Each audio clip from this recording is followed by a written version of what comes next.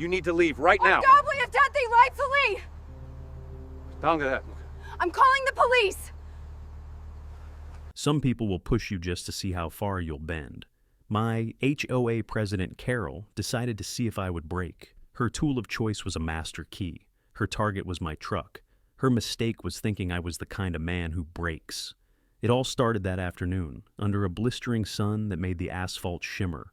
The first thing that caught my eye was the foreign object, a glint of cheap metal where it had no right to be, stuck in the door of my F-100. This truck wasn't just 4 wheels and an engine to me. It was a time capsule, a cherry red '72 Ford, forged in friendship and sealed with a promise. My best friend Leo and I had pulled its carcass from a farmer's field and spent 3 years turning rust into thunder. Every wrench turn, every busted knuckle was a testament to a bond that a war had ended but couldn't erase. That V8 didn't just run. It sang a baritone of pure American freedom, a sound Leo would have loved, and Carol was trying to silence it. Her husband, Arthur, stood beside her, a smug little shadow in her considerable wake. He wasn't looking at me. He was appraising my truck with the eyes of a vulture who'd just spotted a fresh kill.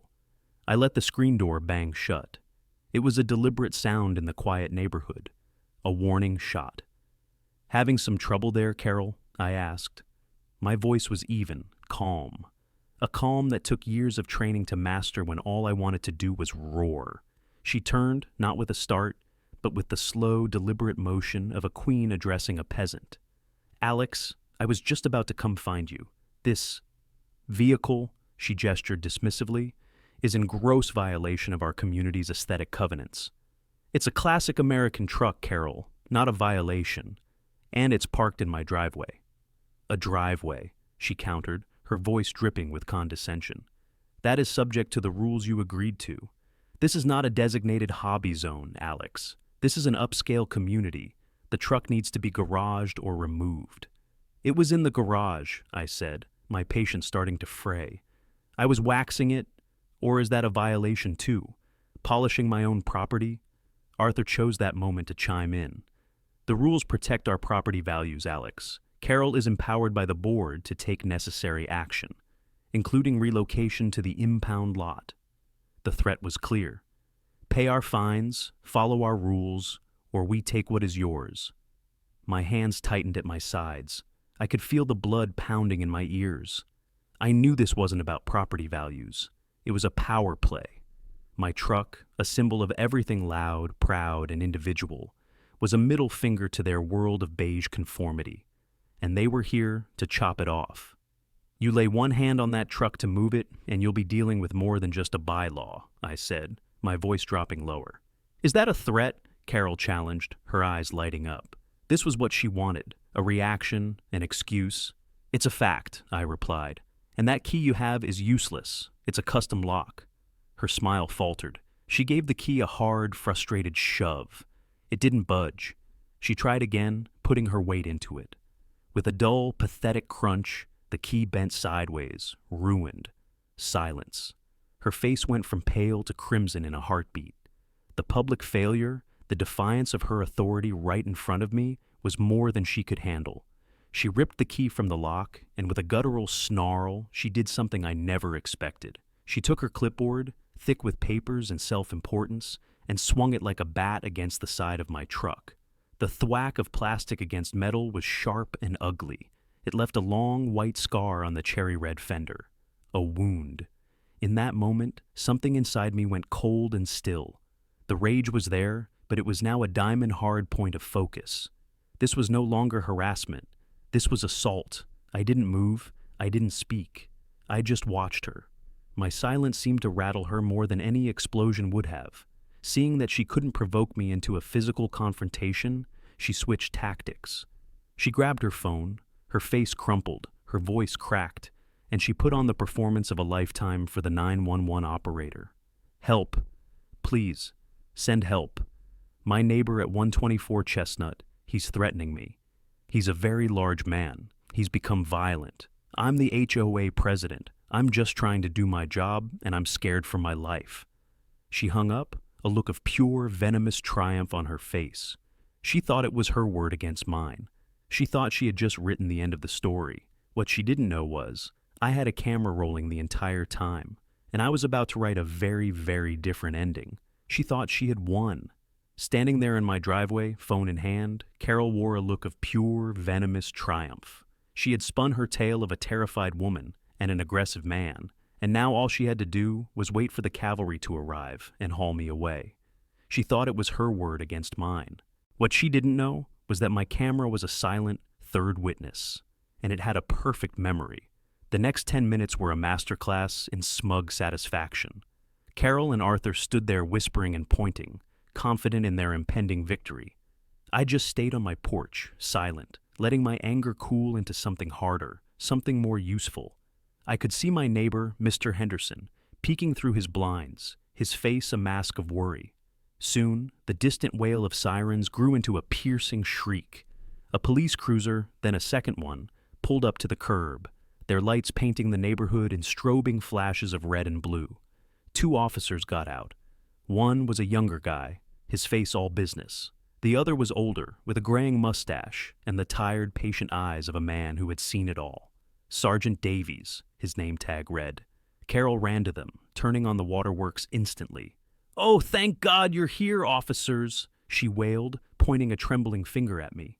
"This man, he was horrible. He threatened me. He trapped me here. I was in fear for my life." Arthur chimed in with his part of the duet, adding details about how I had charged at them, how my voice was full of rage. It was a damn good performance. I almost believed them myself. Sergeant Davies looked at me, then at the truck, then back at Carol. "Ma'am, what exactly happened?" As she launched into her fabricated story again, I calmly walked down my porch steps, holding my hands out where they could see them. I waited for her to finish, then I looked directly at the sergeant. "That is not what happened," I said, my voice steady. "She was attempting to break into my vehicle. When she failed, she vandalized it. I have the entire incident on video." Carol's crying stopped for a second, replaced by a flash of indignation. "Video? That's illegal. You can't record me without my permission." Sergeant Davies let out a small, weary sigh. "Ma'am, in this state, there's no expectation of privacy in a public-facing area like a driveway. If he has a camera on his own house, that's perfectly legal." He turned to me, his gaze sharp. "Sir, you have footage?" "Yes, sir," I said. From the moment she walked up to my truck until she made that 911 call, it's high definition. I pulled out my own phone, opened the security app, and turned the screen toward him. I watched Carol's face as the officer took my phone. Her smug certainty started to crumble, her eyes darting from the phone to me to her husband. The video showed everything, her trying the key, me telling her to stop, her getting angry and slamming the clipboard into the fender, leaving the scratch, and then her fake, frantic 911 call where she lied about every single detail. The sergeant watched it twice. He handed my phone back and looked at his partner, who had been taking notes.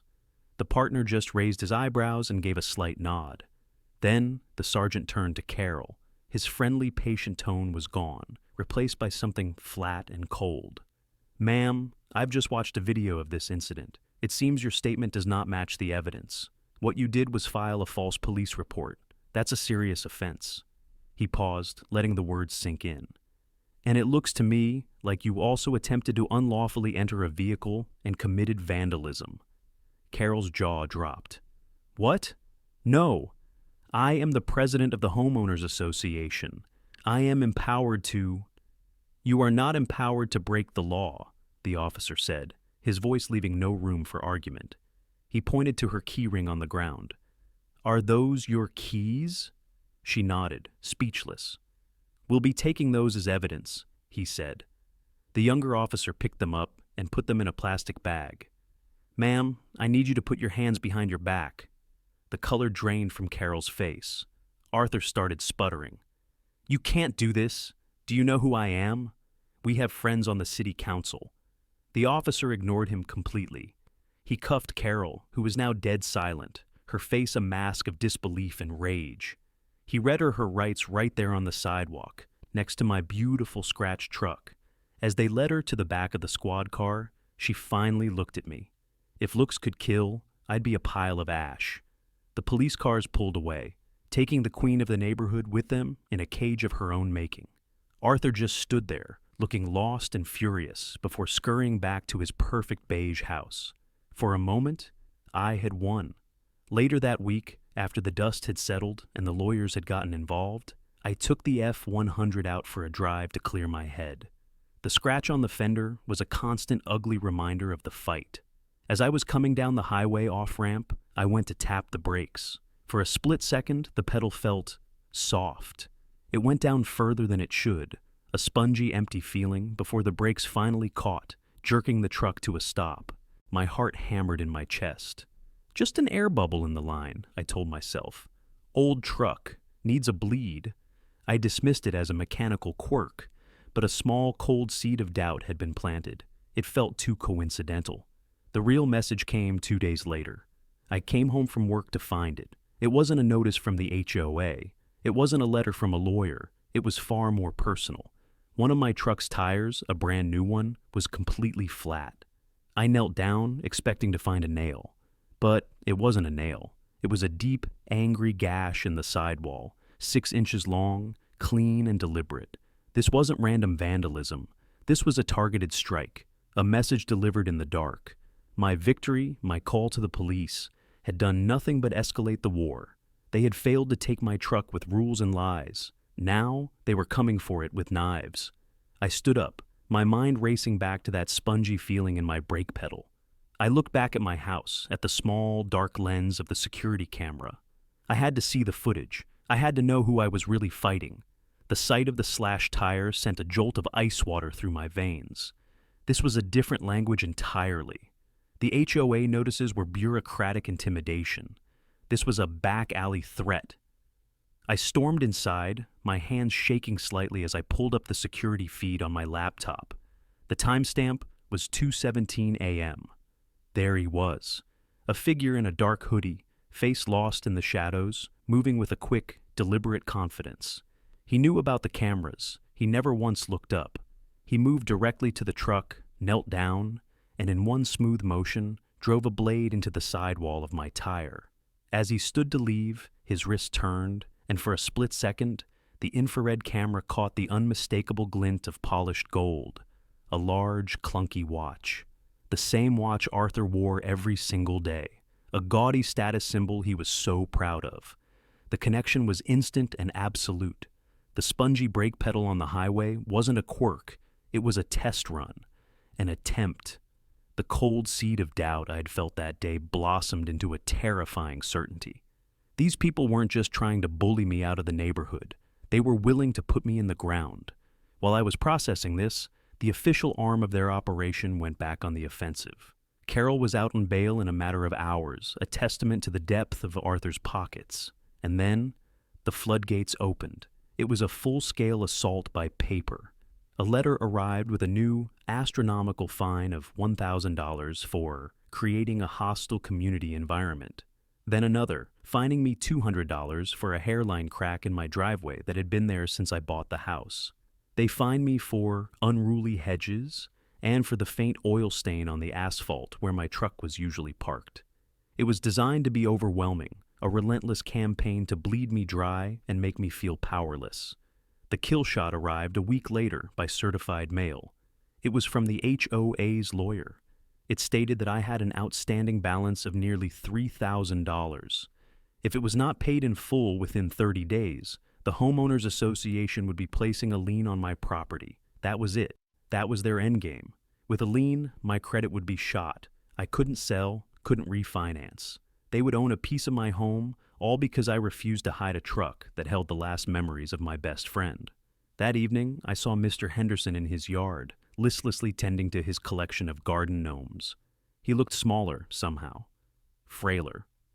I walked over to the fence. "Are you all right, Henderson?" He looked up, his eyes filled with a fear I'd never seen in him before. "He came to see me, Alex," he whispered, his voice trembling. "Arthur, it wasn't about the fines for my gnomes. Not really." He wrung his hands. He said if I kept consorting with you, the HOA board would file a complaint with Adult Protective Services. They'd claim I was senile, that I couldn't care for myself anymore. They were threatening to take my home away. My blood ran cold. This was a level of cruelty I could barely fathom. To threaten an old man's independence, to use his deepest fears as a weapon, it was monstrous. In that moment, this stopped being about my truck, my money, or my pride. It was about defending a good man from a pack of wolves. My 10 years as an MP had taught me one thing. You don't win a war by fighting on your enemy's terms. They wanted to fight with paper and intimidation. I was going to fight with intelligence. I turned my dining room into a war room. I spent every night digging through public records, HOA filings, and recent property sales in our county. A pattern began to emerge. Over the last 3 years, a dozen families in our neighborhood had been hit with a sudden, overwhelming storm of fines, followed by legal threats. And within months, each of them had sold their homes for well below market value.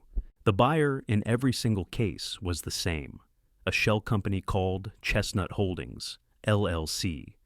I found its registered address. It wasn't an office, it was a P.O. box in the next town over.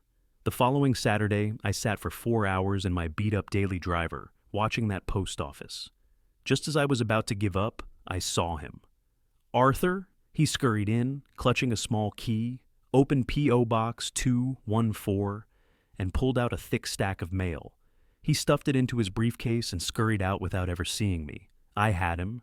The HOA treasurer, the man levying the fines, was the one collecting the mail for the mysterious company buying up the properties from the very people he was helping to force out.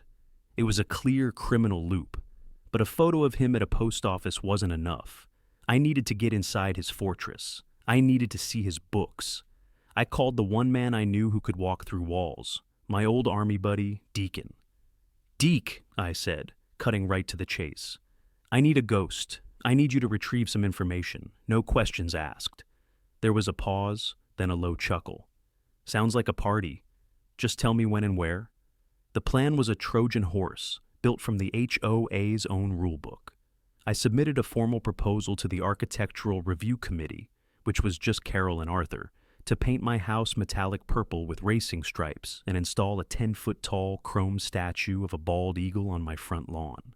As expected, they demanded an immediate in-person consultation at my home the following evening. They were walking right into the trap. The next night, I was in my living room, arguing about the aerodynamic properties of a lawn eagle with a furious Carol and an exasperated Arthur. As I kept them occupied, Deacon, dressed in black, slipped through their back door. He told me about it later. The adrenaline, the silence of the house. He found the home office easily. He plugged his cloning device into the back of Arthur's desktop computer. The progress bar on his small screen crept along agonizingly slowly. 10%, 20%. Then he heard it. The sound of the front door opening downstairs.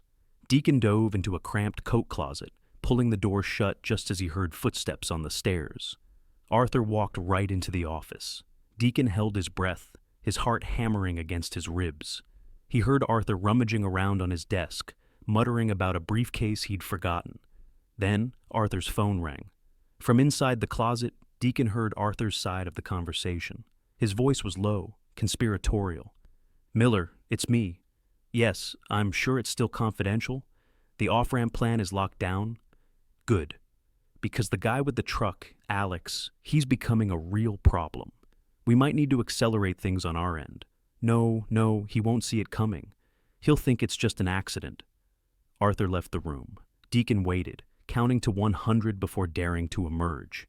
He grabbed his device, 98% complete, and slipped back out into the night. Later, in the safety of my garage, we opened the files. It was all there, worse than I imagined. A folder labeled CHLLC contained the bank statements, showing direct transfers from the HOA reserve account into the shell company. It showed the purchase agreements for all the houses, but the real bombshell was in a subfolder labeled Zoning. Inside were emails, dozens of them. Between Arthur and Councilman Miller, they laid out the entire conspiracy. Miller was feeding Arthur inside information about a secret city project to build a new highway off-ramp less than a mile from our neighborhood. Once announced, property values would explode. They weren't just running a petty foreclosure scam. They were engaged in a massive criminal conspiracy to acquire a fortune in real estate they knew was about to become a gold mine. I stared at the screen, the pieces clicking into place, the slashed tire, the brake pedal, the threats. This wasn't about a truck anymore. It was about millions of dollars, and I was the one man who had stumbled onto their secret. I was holding a bomb, and the fuse was burning. The garage was silent except for the low hum of the beer fridge in the corner. Deacon had left hours ago, but the evidence he'd pulled from Arthur's computer was still burning on my laptop screen. It was a cancer of spreadsheets, bank transfers, and secret emails, a detailed map of greed and corruption. We had them. The proof was absolute, but the elation of victory I expected to feel never came. Instead, a cold, heavy dread settled in my gut. This wasn't a neighborhood squabble anymore. I wasn't just up against an overbearing HOA president and her greedy husband. I had stumbled into a high-stakes criminal conspiracy involving a corrupt city councilman. These people weren't just threatening me with liens. They had planned to arrange a tragic accident for me on the highway. I was holding a bomb, and I knew that if I made one wrong move, it would detonate in my face. My mind raced through the options, each one a different path through a minefield. Path A was the safe route, the pragmatic play. I could go to Arthur quietly, show him just enough of the evidence, a single bank statement, a screenshot of an email to Miller, to let him know that I held his fate in my hands. I could make a deal. They drop every fine, remove any threat of a lien, and leave me, Mr. Henderson, and his gnomes completely alone forever. In exchange, I bury the evidence. They get to walk away from their crimes, and I get the peace I came here for. Path B was the righteous route, the one Leo would have taken. I could become a whistleblower. Take the entire hard drive to the state attorney general or the FBI. Burn their whole corrupt world to the ground. Justice would be served, clean and absolute. But it would also paint a giant target on my back. I would be the man who took down a powerful politician. Men like Councilman Miller have long memories and powerful friends. The hurricane I would invite into my life could tear down everything I had. I needed advice from someone who wasn't emotionally invested. I called Ben, Leo's older brother. He was a sharp, no-nonsense lawyer in Chicago. I laid out the situation hypothetically, omitting the details of how I acquired the documents. He was quiet on the other end of the line for a long time. When he finally spoke, his voice was grim. Alex, this is more than just a cranky HOA. Path A, the private deal, solves your problem and you move on with your life. It's self-preservation. Path B, going public, is the right thing to do for society, but it will consume you. You'll be tied up in depositions and court cases for years. You'll have to look over your shoulder every day. You have to ask yourself one question. Can you live with letting them get away with it? After I hung up, I walked over to the F-100. The garage lights glinted off the chrome bumper, but my eyes were drawn to the ugly white scratch on the fender. It was a symbol of their arrogance, a scar they had left on Leo's memory. I ran my fingers over it. Could I live with letting them get away with it? I thought about the other families they had forced out. The young couple who had to tear down their kid's swing set. Mr. Henderson, terrified of losing his home and his independence. If I made a deal just for me, I'd be turning my back on all of them. I thought about Leo. He would have laughed at the idea of making a deal. He was always the one to charge straight into the fire, not because he was reckless, but because he believed you had to stand up to bullies, no matter the cost. Looking at the truck we built together, I knew I couldn't take the easy way out. My decision was made, but I wasn't just going to hand the evidence over to the cops. That felt too easy, too clean. They had made this personal. They had threatened my friend, damaged my property, and planned to end my life. They deserved more than a quiet arrest.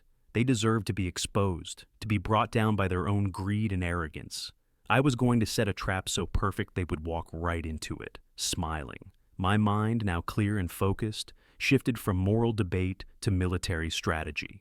I analyzed my targets, what motivated them. Councilman Miller was driven by fear of exposure. Carol was driven by a lust for power and pride. And Arthur?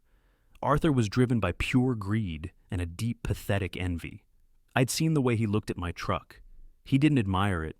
He coveted it. He wanted to own the freedom and skill it represented. something he could never build himself. The truck wasn't just my connection to Leo, it was their weakness. It was the perfect bait.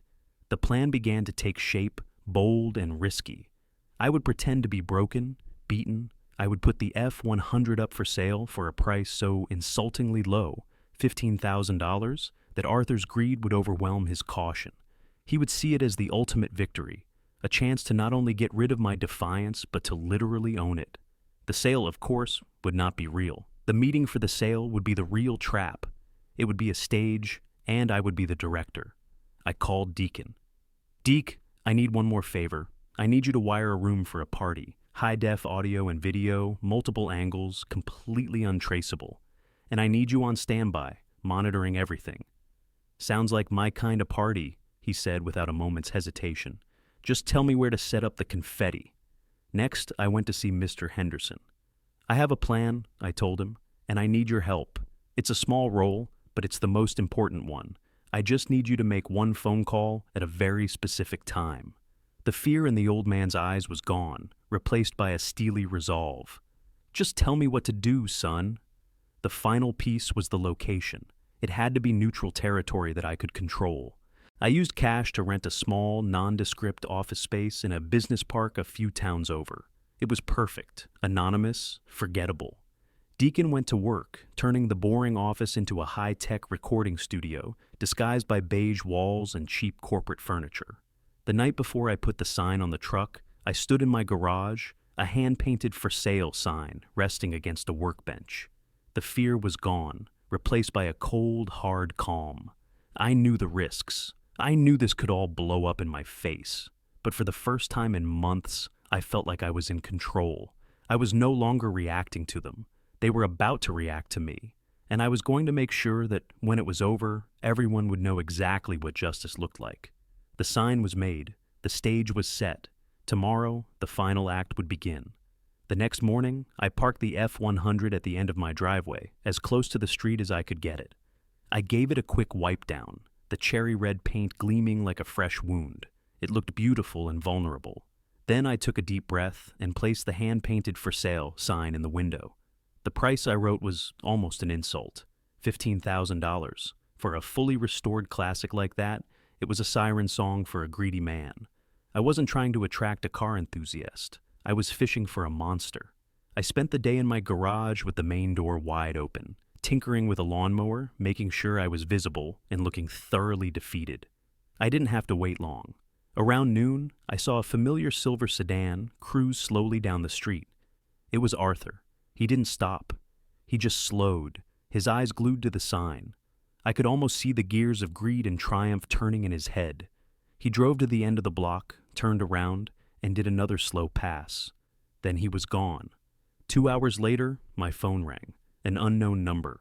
I'm, calling about the Ford truck, a man's voice said. It was Arthur, but he was trying to disguise his voice, making it deeper. It was pathetic.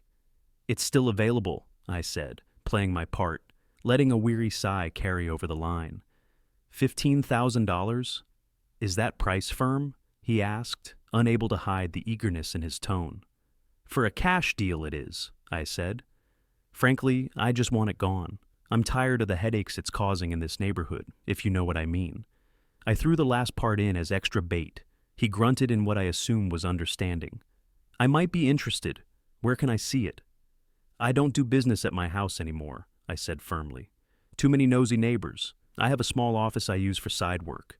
We can meet there tomorrow night, 7 o'clock, and bring cash. No checks. I gave him the address to the rented office space. I'll be there, he said, and hung up. Hook, line, and sinker. The next evening at 6:45, I was sitting in the sterile rented office. The air was cold and still. The only furniture was a cheap metal desk and 3 chairs. On the desk was a stack of blank papers in a folder, meant to look like a title and bill of sale. In a van in the parking lot, Deacon was watching multiple camera feeds, his face illuminated by the glow of the monitors. Everything was ready. At 7 o'clock sharp, there was a knock on the door. I opened it. It was Arthur, and he wasn't alone. Of course. Carol stood beside him, her arms crossed, looking around the cheap office with utter disdain. She would never let him have a moment of triumph without her there to supervise it. Arthur was carrying a heavy leather briefcase. He walked in and placed it on the desk with a solid, satisfying thud. "Let's see the title," Carol demanded, getting straight to business. "Let's see the cash," I countered, leaning back in my chair. Arthur smirked, clicking the latches on the briefcase and opening it. It was full of stacked, banded hundreds. "It's all here," he said, his voice thick with smug satisfaction. "Now, the keys and the title." "Not so fast," I said, holding up a hand. "We need to talk first. I want to make sure the truck is going to a good home, a home where it won't be a problem anymore." Carol's eyes narrowed. "What are you talking about? We're buying it. That's all you need to know." "No, I think we should be clear," I said, my gaze shifting to Arthur. "You went to a lot of trouble to get this truck, didn't you? All the fines, the lien threat, even that slashed tire. You really, really wanted it gone. Or maybe you wanted me gone. Which one was it, Arthur?" His smirk vanished. "I don't know what you're talking about." "Oh, I think you do." I slowly pushed a single piece of paper across the desk. It was a printout of the Chestnut Holdings, LLC registration. "This look familiar? I saw you at the P.O. box, Arthur, collecting the mail for your little shell company." The color drained from his face. Carol snatched the paper, her eyes scanning it, a flicker of confusion turning into a storm of anger as she looked at her husband. "Arthur, what is this?" "It's the company you two use to buy up the houses from the people you force out," I explained calmly. "You find them into the ground with Carol's reign of terror. Then Arthur swoops in with his shell company and buys their homes for pennies on the dollar. It's a neat little scam you've got going." "This is slander," Arthur sputtered, sweat beading on his forehead. "You have no proof." "I have all the proof," I said, my voice dangerously quiet. "I have the bank records showing you moving HOA money. I have the purchase agreements, and I have the emails." I let the last word hang in the air like a guillotine. "I even have the emails with your friend on the city council, Councilman Vance, the ones about the new highway exit." That was the moment the trap sprang shut. Carol gasped, whirling on her husband, her face a mask of pure betrayal. "You told me that was a rumor. You told me we were just investing." It was clear he had kept the full criminal extent of the conspiracy a secret from her. Arthur ignored her. He was staring at me, his eyes wide with a terror that was beautiful to behold. "What do you want?" he whispered, his voice cracking. "Right now," I said, leaning forward, "I want you to call Councilman Vance. I want you to get him down here. The three of you are going to sit at this desk and sign a full confession. Then you're going to liquidate Chestnut Holdings and pay back every family you stole from, with interest."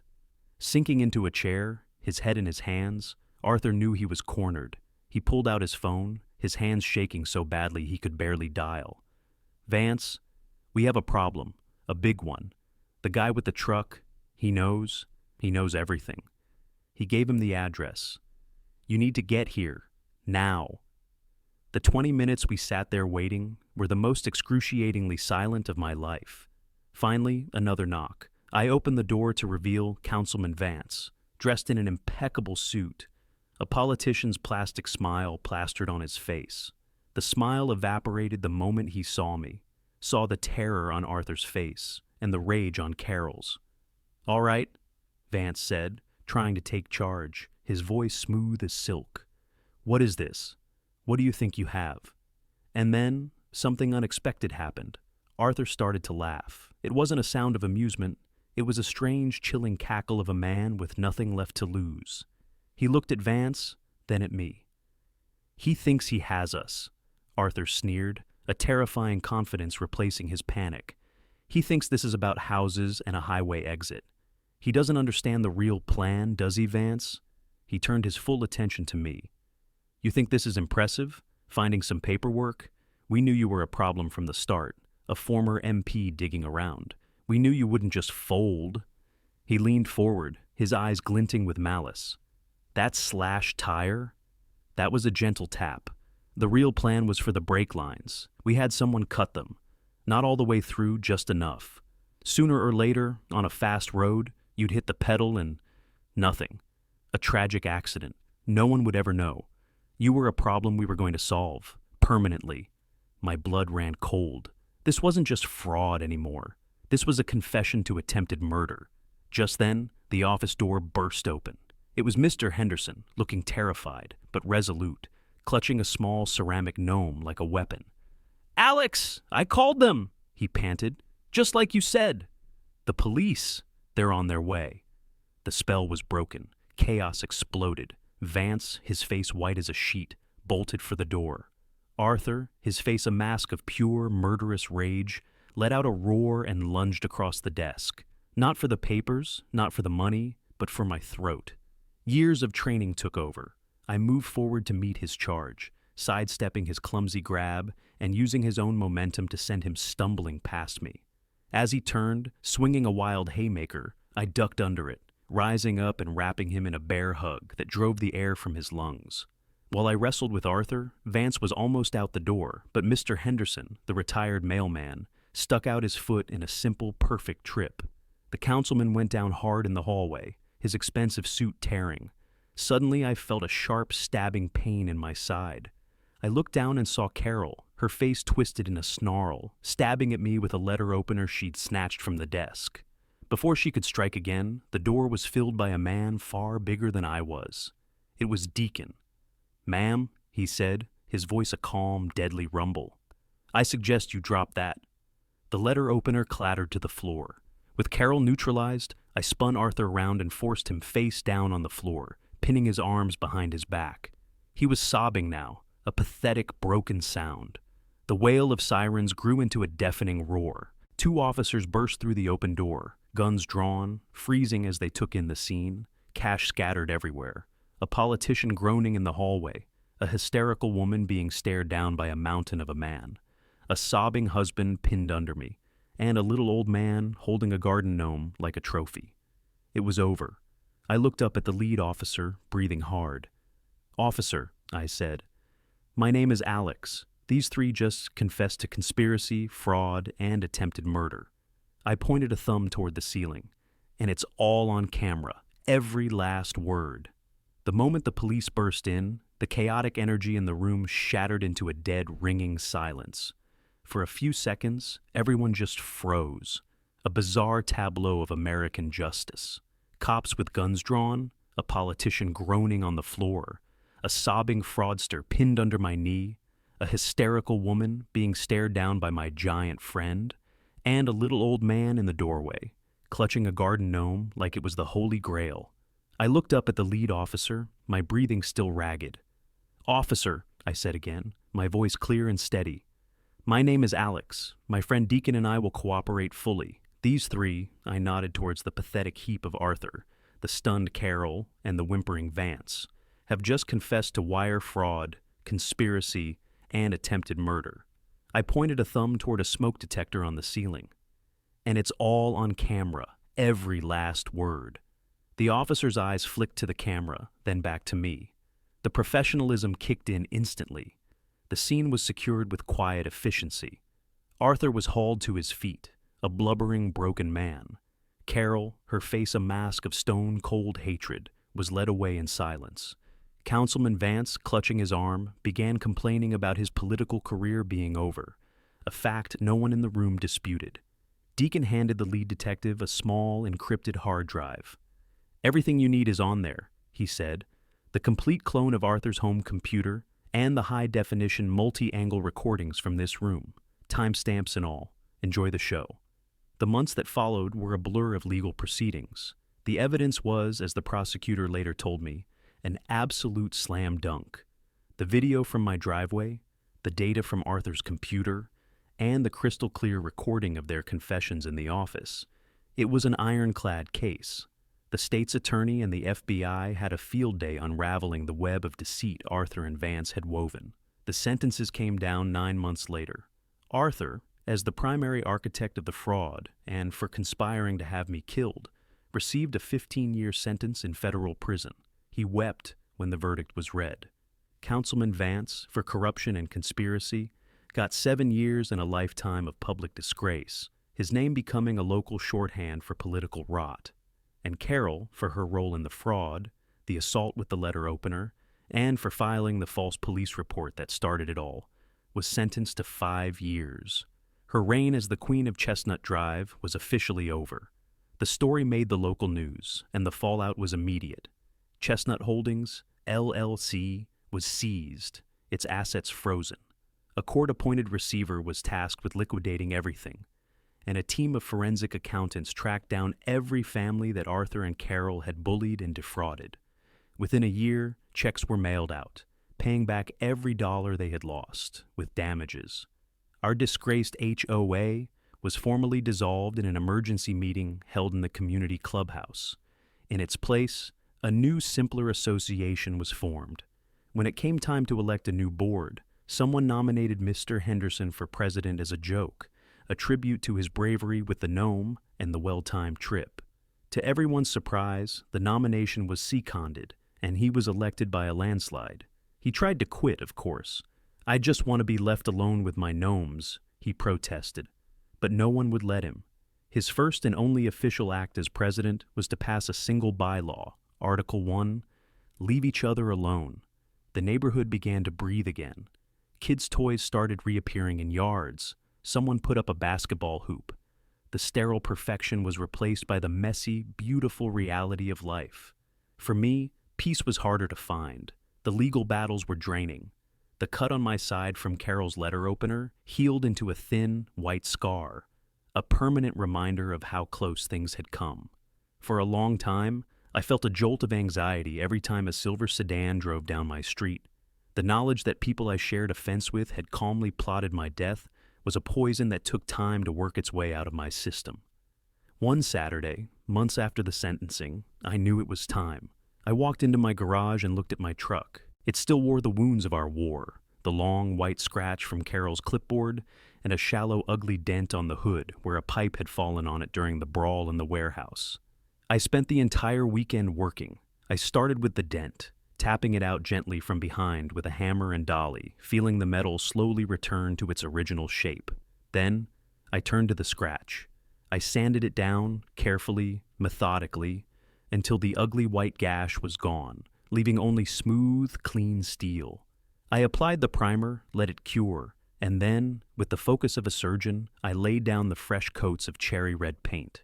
As I worked, buffing the final coat to a mirror shine, I felt like I wasn't just fixing a truck, I was fixing myself. With every pass of the sander, I was smoothing over the jagged edges of my own anger and fear. With every layer of new paint, I was covering over the scars they had left on my life. I was reclaiming my sanctuary. I found myself talking to Leo in my head, telling him the whole crazy story, imagining his wild laugh. A few weeks later, an envelope arrived in my mailbox. It wasn't from a lawyer or the court. The return address was unfamiliar. Inside was a simple handwritten card. "Dear Alex, you don't know us, but our names are Sarah and Tom. We were one of the families who had to sell our home on Chestnut Drive 2 years ago. We thought we had just had a string of bad luck. We never knew the truth until we read about what you did. Last week, we received a check from the receivership that will allow us to buy a new home for our family. We can never thank you enough for fighting a battle we didn't even know was happening. You gave us our future back." Tucked inside was a photograph. It showed a smiling young couple with 2 little kids, all of them standing next to a brand new swing set in a grassy backyard. I stood in my driveway, holding the picture, and looked at my F-100. It was perfect again, gleaming under the afternoon sun. Not a scratch or a dent on it. I finally understood. The peace I had been chasing wasn't a place you could buy. It wasn't the absence of conflict. It was the strength you find in the fight to protect what you love. It was the quiet satisfaction of a job well done. I slid into the driver's seat and turned the key. The 390 V8 roared to life, a deep, powerful rumble that vibrated right through my soul. It was the sound of a promise kept. It was the sound of justice.